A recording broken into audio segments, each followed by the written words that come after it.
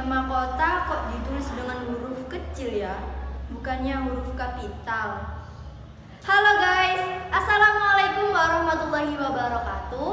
Nama saya Fani Masfufatulaili, saya dari kelompok 2, ingin menjelaskan tata bahasa Indonesia bersama rekan saya Bagus dan Rika.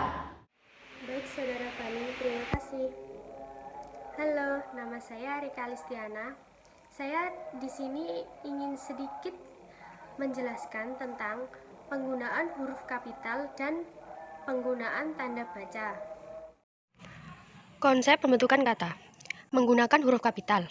Huruf kapital merupakan bagian dari kaidah penulisan ejaan yang membuat penulisan huruf menjadi besar.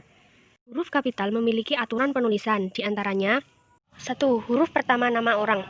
Huruf pertama nama orang tidak dipakai pada de, van, der, von, da, bin, atau binti. Huruf pertama singkatan nama orang yang digunakan sebagai nama jenis atau suatu ukuran. Seperti contoh nama Ari, A-nya itu harus huruf kapital atau huruf besar. Yang kedua, huruf pertama nama bangsa, suku bangsa, dan bahasa. Tidak dipakai untuk nama bangsa, suku, dan bahasa yang digunakan sebagai bentuk dasar kata turunan. Contoh, bangsa Indonesia, I-nya itu harus I besar. Huruf pertama nama tahun, bulan, hari, dan unsur-unsur nama peristiwa sejarah. Contohnya, bulan Mei, M-nya itu harus huruf kapital. Huruf pertama singkatan nama gelar, pangkat, dan sapaan yang digunakan dengan nama diri. Contohnya, DPR, D-nya itu harus huruf kapital. Huruf pertama semua kata, termasuk semua unsur kata ulang sempurna. Di dalam buku, majalah, surat kabar, dan makalah, kecuali tugas seperti di, ke, dari, dan, yang, dan untuk yang tidak terletak pada posisi awal. Penggunaan tanda baca. Tanda baca seperti tanda titik, tanda koma, tanda seru, dan tanda tanya pastinya sudah tidak asing lagi bagi teman-teman. Di dalam sebuah kalimat, sangat mudah sekali teman-teman menemukan tanda baca tersebut. Pemakaian dan penulisan tanda baca memang terkesan sepele, namun jika tidak tepat, makna dari sebuah kalimat bisa berubah. Karena hal tersebutlah, penting mengetahui berbagai penulisan dan pemakaian tanda baca yang ada dalam bahasa Indonesia. Seperti ini. Tanda titik. Tanda baca satu ini hampir selalu bisa dijumpai dalam sebuah kalimat, menjadi penanda akhir dari rangkaian kata. Biasanya tanda titik ini diletakkan di akhir kalimat. Tanda tanya. Tidak terlalu sulit memakai dan meletakkan tanda baca satu ini. Tanda baca ini berfungsi sebagai menunjukkan kalimat tanya.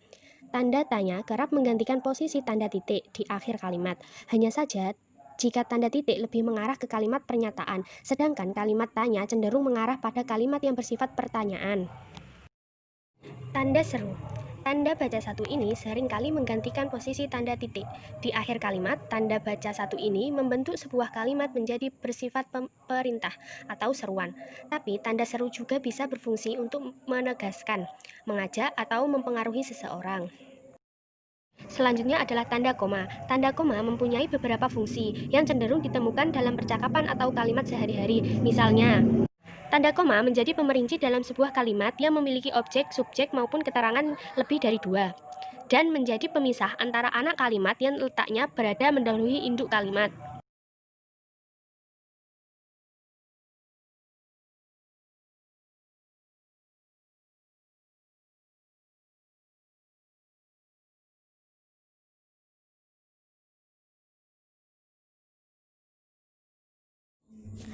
Halo semuanya, saya akan menjelaskan pola dasar kalimat dan jenis-jenis kalimat.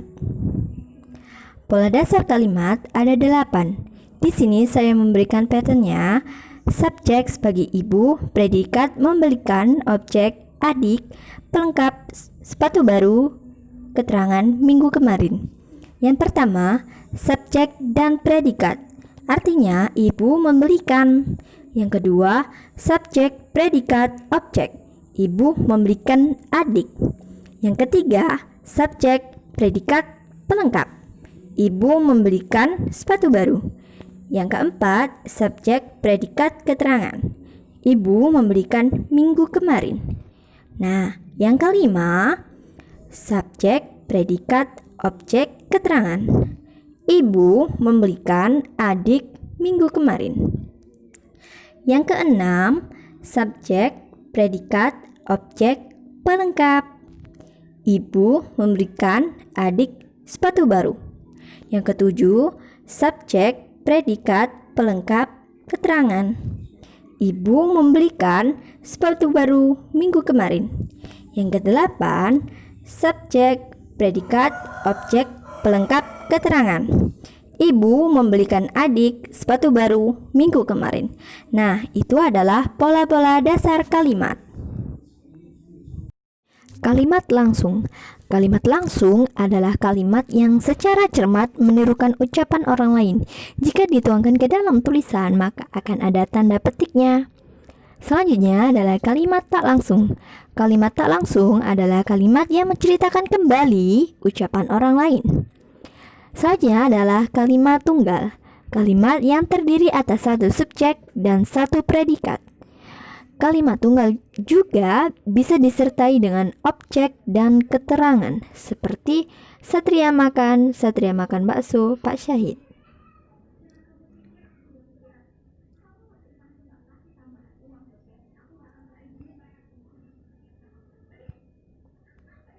Selanjutnya adalah kalimat majemuk bertingkat.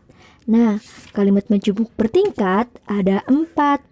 Sebentar, saya akan menjelaskan apa itu kalimat majemuk. Kalimat majemuk adalah kalimat yang terdiri atas 2 kalimat tunggal atau lebih. Kalimat majemuk dapat dibentuk dari paduan beberapa buah kalimat tunggal. Di sini nomor 1 adalah kalimat majemuk setara. Hubungan unsur-unsurnya setara atau sederajat, seperti kalimat majemuk penjumlahan ditandai dengan kata penghubung dan lalu lagi. Kalimat majemuk pemilihan ditandai dengan kata hubung atau. Kalimat majemuk pertentangan ditandai dengan kata tetapi, melainkan. Yang kedua, kalimat majemuk bertingkat dihubungkan dengan unsur-unsurnya tidak sederajat. Yang ketiga, kalimat majemuk campuran, yaitu gabungan antara kalimat majemuk setara dan kalimat majemuk bertingkat. Nomor 4, kalimat majemuk rapatan. Bagian-bagiannya dirapatkan. Hal itu terjadi karena kata-kata atau frasa di dalam bagian-bagian kalimat itu menduduki fungsi yang sama. Terima kasih. Wassalamualaikum warahmatullahi wabarakatuh. Selanjutnya adalah kalimat seru. Kalimat seru adalah kalimat yang mengungkapkan perasaan kagum. Contohnya, wow, kulit kamu glowing banget. Beli skincare di mana tuh? Yang selanjutnya adalah kalimat tanya. Kalimat tanya adalah kalimat yang isinya menanyakan sesuatu atau seseorang. Kamu kemarin malam pergi sama siapa? Kalimat berita. Kalimat berita adalah kalimat yang isinya berupa penyampaian berita atau informasi kepada pembaca atau pendengar. Contohnya, bukan dia pencurinya, tapi Rudi, anaknya Pak Hasan. Ya 11-12 deh kayak orang gibah. Nah, selanjutnya adalah kalimat ajakan. Kalimat ajakan adalah kalimat yang menyatakan permintaan atau bujukan. Ayo kita nonton, siapa tahu jadian. Hehe. Yang selanjutnya adalah kalimat aktif. Kalimat aktif ada 2 nih. Kalimat aktif transitif dan kalimat aktif intransitif. Jadi kalimat aktif transitif, kalimat yang predikatnya memerlukan objek atau pelengkap, atau objeknya sekaligus pelengkap. Kalimat aktif intransitif yaitu kalimat yang predikatnya tidak memerlukan objek atau pelengkap. Yang selanjutnya adalah kalimat pasif. Kalimat pasif adalah kalimat yang subjeknya diketahui pekerjaan. Biasanya kan sebuah kalimat aktif terdiri dari subjek, objek, dan predikat. Nah, Predikatnya biasanya adalah melakukan sesuatu. Biasanya diawali dengan kata mem atau ber gitu. Namun di kalimat pasif ini diubah kata aktifnya menjadi di, dan subjek ditaruh di objek, objek di subjek. Seperti contoh, tikus makan uang diubah menjadi ke pasif menjadi uang dimakan tikus. Begitu. Nama saya Bagus Warsani. Saya akan menjelaskan tentang kalimat efektif dan kalimat baku.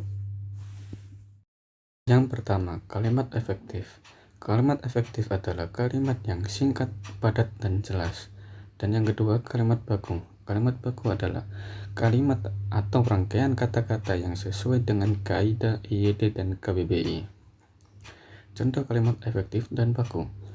Yang pertama, kalimat efektif. Semut adalah merupakan serangga berkaki 6 dan semut adalah serangga berkaki 6.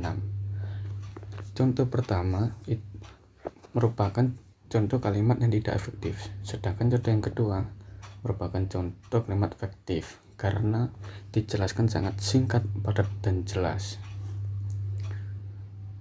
Contoh kalimat baku.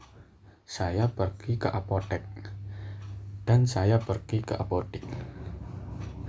Mengapa kalimat di atas bisa disebut kalimat baku dan tidak baku? Karena kalimat di atas penulisan kata apotek sesuai dengan KBBI dan EYD. Sekian dari penjelasan saya. Kembali ke rekan Fani. Action.